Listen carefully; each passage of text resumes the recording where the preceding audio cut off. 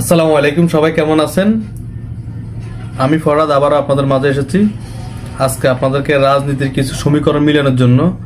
এই যে আমরা যারা 24শে জুলাই আন্দোলন করছেন বা যারা শহীদ হয়েছেন বা যারা অংশগ্রহণ করছেন, তাদের লাভটা হয়েছে কি আর লাভ হয়েছে কাদের সেটাও আপনারা হয়তো জানেন না।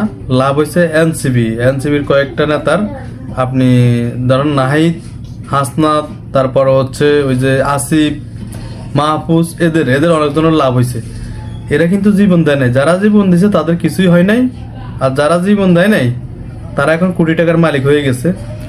আর আসেন তাদের হাসিনার বিরুদ্ধে কি নিয়ে আন্দোলনটা ছিল, কোটা আর হচ্ছে সরকারি চাকরির বয়স বাড়ানো, এটাই তো।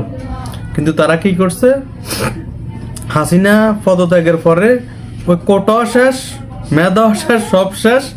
তারা রাজনীতির দোকান খুলে পড়ছে, দেশ থেকে কোটি কোটি টাকা তারা কামিয়ে নিয়েছে। এই যে জুলাই আন্দোলন, 24 এটা সেটা বলে তাদের আসলে সব কিছু কিন্তু পূরণ হয়েছে, কিন্তু মাঝখান দিয়ে ধরা খাইছে কে? আমি, আপনি বা যারা শহীদ হয়েছেন তারা। আসলে আমাদের দেশে আপনি কাকে বিশ্বাস করবেন? এনসিপি, যাদের এই যে নাহিদ, হাসনাতরা 100 টাকা 150 টাকা দামের স্যান্ডেল পায়ে দিতে, এখন এক একজনের পায়ে 5 থেকে 7 হাজার টাকা দামের স্যান্ডেল। কিভাবে ভাড়া দেয়? কারণ তারা দেশের টাকা লুট করতেছে। এখন জুলাই আন্দোলন, জুলাই যুদ্ধে বিক্রি করে করে তারা এখন দেশকে লুটি খাইতেছে। আসলে যারা বুঝেন না তারা তাদের সঙ্গ নেন।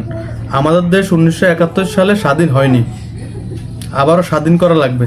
কারণ একটি দল, আপনি দেখেন, আমি কোনো দলের পক্ষ নিয়ে কথা বলতেছি না, একটি দল দেখেন ইসলাম বিক্রি করে, কতটা নিচে নামলে ইসলাম বিক্রি করে তারা সামান্য ভোটের জন্য, ক্ষমতা যাওয়ার জন্য ইসলাম বিক্রি করতে আছে। তো আসলে আমি একজন মুসলমান হিসাবে আপনাদেরকে একটা কথাই বলবো, যারা ইসলামের পক্ষে, যে যে ধর্মের পক্ষে থাকেন আপনারা, কিন্তু কারো ধর্ম কখনো বিক্রি হতে দিবেন না। আর এদেশে আর একটা গৃহযুদ্ধ শুরু হবে, কারণ বাংলাদেশ জামাত যে মিলে শুরু করছে, যেভাবে শুরু